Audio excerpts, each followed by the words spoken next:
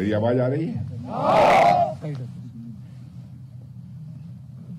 Army chief general Manoj ji Pande, GOC northern command lieutenant general Suchindra Kumar ji, GOC 14 corps lieutenant general Rashim Bali और 102 brigade के बहादुर officers, जेशियो and मेरे बहादुर जवानों, सबसे पहले मैं भारत माता के आप सभी जांबाज सपूतों को तथा आपके परिवार को, चूंकि होली के अवसर पर मैं नहीं आ पाया था, बिलेटेड मैं हार्दिक शुभकामनाएं देता हूं। विश्व के सबसे ऊंचे रण क्षेत्र में सियाचिन ग्लेशियर पर हिमालय जैसे ही अडिग होकर आप जिस तरीके से देश की सुरक्षा कर रहे हैं, उसके लिए मैं भारत का रक्षा मंत्री होते हुए आप सभी का अभिनंदन करता हूं।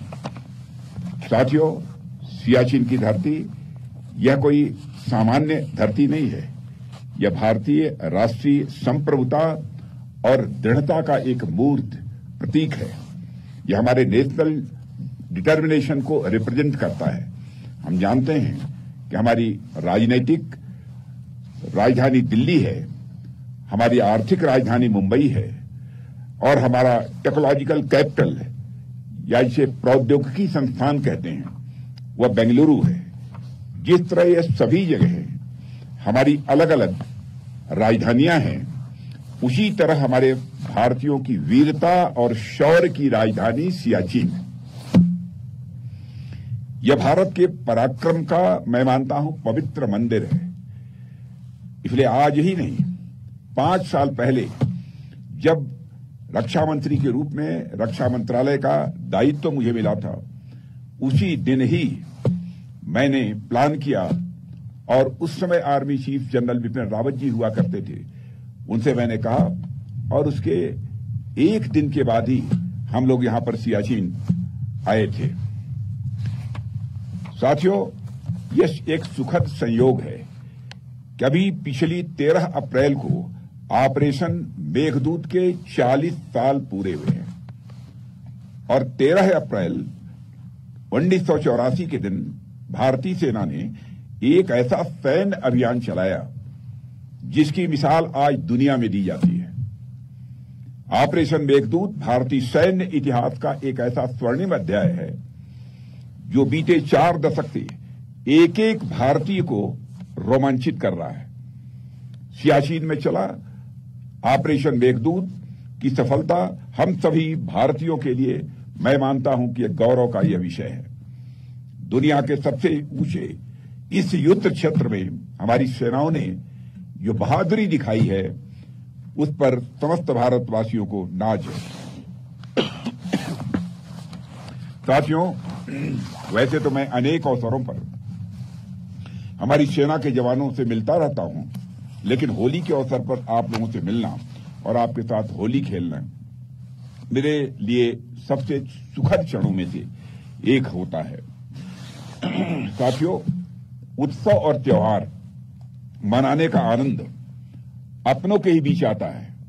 यह आप लोगों का भी अनुभव होगा। भारत तो पर्व और यह त्योहारों का देश है। होली के पर्व पर मौसम खराब होने के कारण मैं चाहते हुए भी आप लोगों के बीच नहीं पहुंच पाया था। इसलिए लेह में ही वहां जो भी जवान मौजूद थे उनके साथ मैंने होली मनाई थी। लेकिन तय किया था कि मौसम क्लियर होने के कुछ ही दिनों के अंदर मैं निश्चित रूप से सियाचिन जरूर जाऊंगा, इसीलिए मैं यहां पर आया हूं। देर से ही आपको और उनके आपके सारे परिवारजनों को भी मैं बिलेटेड हार्दिक शुभकामनाएं देता हूं।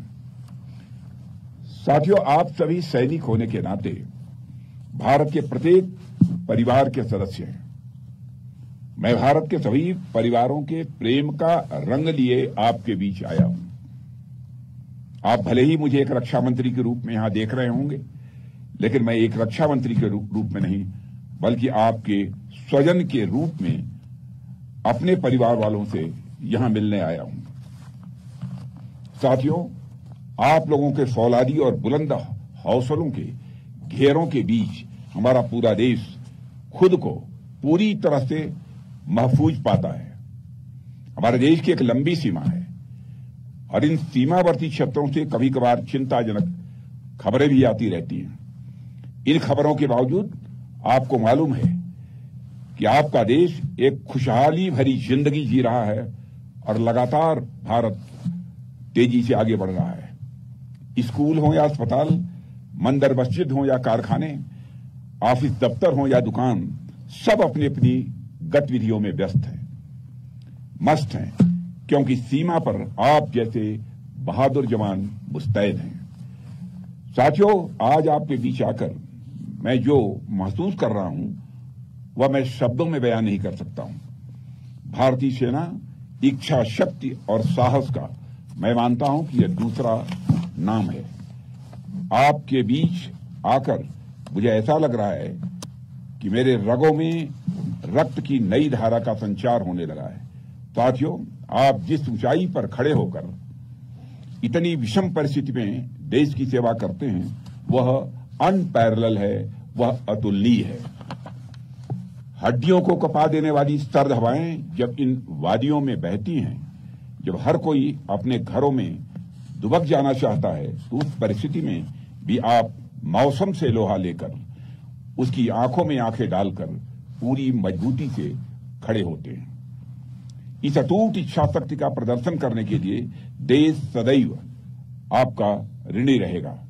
आने वाले समय में जब राष्ट्रीय सुरक्षा का इतिहास लिखा जाएगा, तब बर्फीले ठंडे ग्लेशियर में उबाल लाने वाली आपकी वीरता के कार्यों का गौरव के साथ उसे याद किया जाएगा। साथियों, होली के लिए जब यहां आने का प्लान बन रहा था तो उस समय मुझे एक विचार आया जिसे मैं आप सबसे और आप सबके माध्यम से पूरे देश से साझा करना चाहूंगा। हम सब जानते हैं कि भारत में एक परंपरा है कि जब भी हमारे यहां कोई शुभ अवसर आता है तो उसकी शुरुआत हम अपने आराध्य देव की पूजा अर्चना के साथ करते हैं। हम भोज भी करते हैं तो पहले ईश्वर को भोग लगाने की हमारे यहां विधि होती है, उसकी परंपरा है। भगवान को भोजन अर्पित करने के बाद यदि घर में कोई श्रेष्ठ जन आया हो, कोई संत महात्मा आया हो या फिर पुरोहित आए हों, गुरु आए हों, तो उसके बाद उन्हें भोजन अर्पित किया जाता है। इन सबके बाद ही घर के लोग भोजन ग्रहण करते हैं। यह परंपरा आपके यहां भी होगी। मेरे अनुसार ठीक यही चीज हमारे पर्व त्योहारों पर लागू होनी चाहिए। दीपावली का पहला दिया, होली का पहला रंग, यह सब अपने इस भारत के रक्षकों के नाम होना चाहिए, हमारे सैनिकों के साथ होना चाहिए। पर्व त्योहार पहले सियाचिन और कारगिल की चोटियों पर मनाए जाने चाहिए, राजस्थान के तपते रेतीले मैदानों में मनाए जाने चाहिए, हिंद महासागर की गहराई में स्थित पनडुब्बी में सवार भारतीय नौसेना के नौसैनिकों के साथ मनाए जाने चाहिए। उसके बाद ही लोगों को होली दीपावली जैसे त्योहारों को मनाने में आनंद की अनुभूति होगी। इसलिए मैंने सोचा कि मुझे होली का पहला टीका अगर कहीं पर लगेगा तो हमारे सैनिकों से लगेगा। इसीलिए मैं यहां ठीक होली के एक दिन पहले ही आना चाहता था, लेकिन जैसा मैंने कहा कि मौसम खराब होने के कारण चाहते हुए भी मैं नहीं आ पाया। हमारे army chief general Manoj ji Pandey और सुचिंद्र कुमार जी तो यहीं पर थे, अब मिस्टर बाली वहां पर थे। पूरी कोशिश की गई, लेकिन आपके बीच उस समय मैं नहीं पहुंच पाया, उसकी वेदना मुझे थी, इसीलिए आज आया। साथियों, तो मैं चाहता हूं कि सैनिकों के साथ ऐसा सेलिब्रेशन हमारी भारतीय संस्कृति का एक अभिन्न हिस्सा बन जाए कि कारगिल की बर्फीली चोटियों पर, राजस्थान के तपते रेतीले मैदानों में, गहरे समुद्र में स्थित पनडुब्बी में, इन जगहों पर हर बार सबसे पहले सम्मान पूर्वक पर्व और त्योहार मनाए जाने चाहिए। यहां हमारे army chief general Manoj ji Pandey भी उपस्थित हैं। मैं चाहूंगा कि आप एयर चीफ और नेवी चीफ से भी बात करके एक नई परंपरा स्थापित कर दें कि भारत में जब भी पर्व और त्योहार हो तो उसकी शुरुआत आप एक दिन पहले देश की सुरक्षा में तैनात जवानों के साथ मनाकर करें। यह हमारा आग्रह है।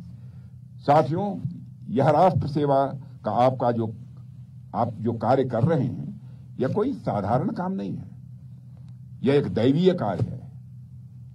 इसका मोल कोई भी कीमत देकर किसी भी सूरत में चुकाया नहीं जा सकता है। यहां सियाचिन की बर्फीली पहाड़ियों में भी आप दुश्मन पर गोली दागने के लिए और अपने सीने पर गोली खाने के लिए तैयार हैं, तभी देश में लोग चैन से हर त्योहार मना पा रहे हैं। रक्षक होने का आपका कर्तव्य आपको देवताओं की श्रेणी में लाकर खड़ा कर देता है। हमारे जितने भी देवी देवता हैं वह सब किसी न किसी तरीके से हमारी रक्षा ही करते हैं। वैसे ही मुझे लगता है कि दुश्मनों से हमारी रक्षा करते हुए आप सभी सैनिक भी हमारे लिए किसी रक्षक देवता से कम नहीं है। साथियों, मैं पहले भी कई बार कह चुका हूं और आज भी कहता हूं कि आपका, आपके बच्चों, माता पिता यानी आपके परिवार का ख्याल रखना यह हमारा कर्तव्य है और उसके लिए हम हमेशा तत्पर हैं।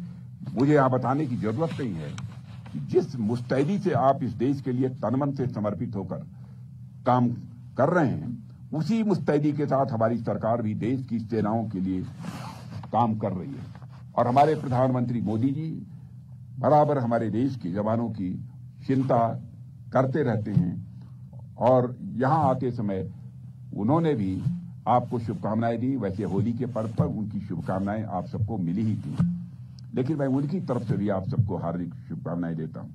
साथियों, होलिका दहन के संदर्भ में एक कथा आती है, मैं समझता हूं आप लोगों ने सुना भी होगा। जब होलिका भक्त प्रहलाद को लेकर अग्नि में बैठती है, एक दैवीय और चमत्कारी वस्त्र में भक्त प्रहलाद की आग से रक्षा की थी। उसी वस्त्र की भांति आप देश के दुश्मनों की शत्रुतापूर्ण आग से देशवासियों की इसी प्रकार से रक्षा करते रहेंगे। इसी दृढ़ विश्वास के साथ मैं एक बार फिर से आपको और आपके परिवारजनों को देर से ही सही होली की ढेर सारी हार्दिक शुभकामनाएं देता हूं और इसी शुभकामनाओं के साथ आप सभी को धन्यवाद देते हुए अपना निवेदन समाप्त करता हूं। बोलिए भारत माता की, भारत माता की, भारत माता की। बहुत बहुत धन्यवाद।